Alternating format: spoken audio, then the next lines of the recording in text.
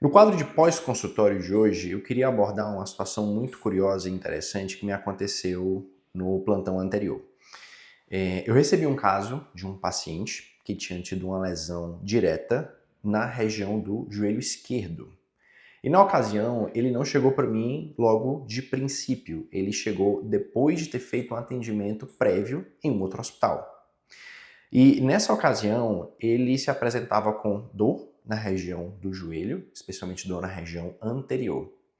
E ao exame físico, outras coisas que eu pude perceber também foram: ele tinha uma lesão cortocontusa na região do polo inferior da patela e ele tinha uma incapacidade de realizar a extensão da perna, ou seja, ele não estendia, ele não esticava a perna.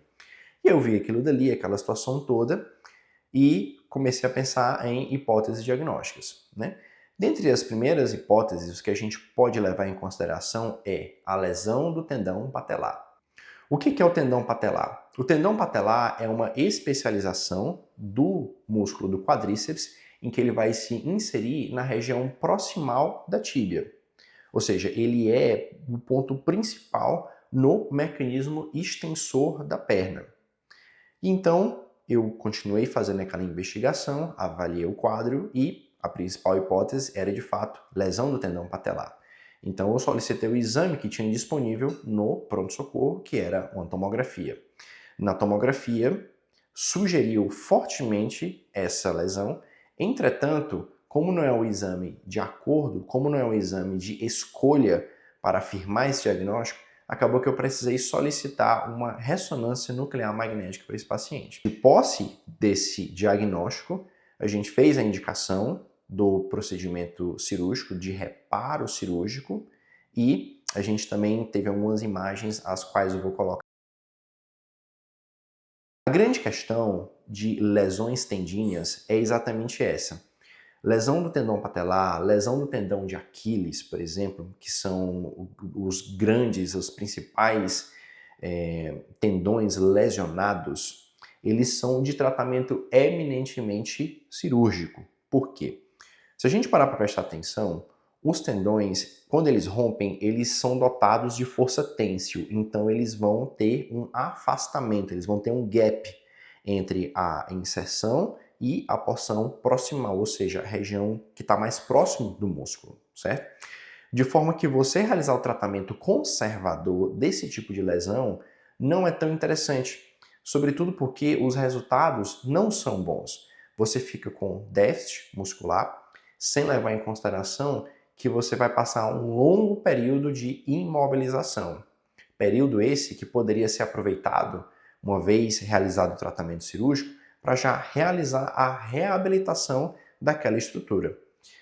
Um outro ponto que eu queria abordar também é que, e esse caso ele é muito importante exatamente por conta disso, as lesões dos tendões, elas são ocasionadas por uma tendinose, ou seja, um adoecimento do tendão e, consequentemente, uma perda das propriedades daquele tendão. Ele perde a característica têncil e elástico que é característica de todos os tendões.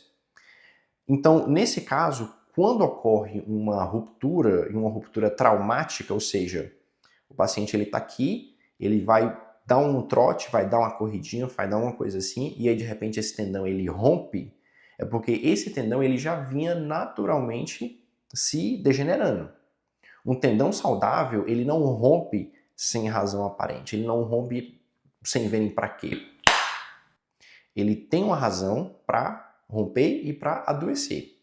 Nesse caso em específico, como se trata de um trauma cortocontuso direto na região do tendão, então se justifica o porquê dessa lesão em um tendão saudável.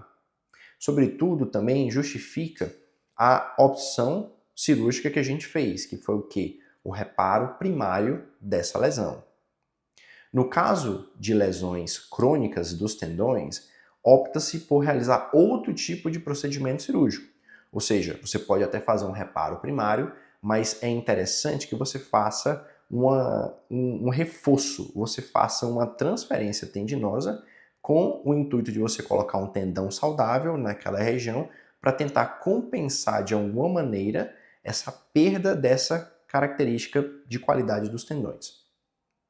Então, quando você vai fazer um reparo de uma lesão de tendão crônica, não somente você lança a mão do reparo primário, da sutura primária, mas também você lança a mão de um reforço, ou seja, você faz uma transferência tendínea, você pega um tendão saudável e passa reforçando aquela estrutura.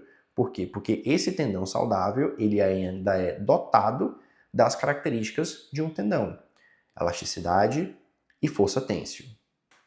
Se esse vídeo foi útil para você de alguma maneira, por favor, considere se inscrever, isso ajuda bastante a relevância do canal. Deixe o like, o joinha e, se possível, também faça comentários. Comente a respeito do seu caso, comente a respeito de tratamentos prévios que você teve, comente a respeito de dúvidas que esse vídeo poderia ter lhe ocasionado e, se for o caso, faça sugestões também de temas para que a gente possa continuar abordando aqui. E se por algum acaso você quer ter uma consulta comigo, uma avaliação individualizada, o link de marcação se encontra na descrição do canal. É um link de marcação direto para o WhatsApp Business.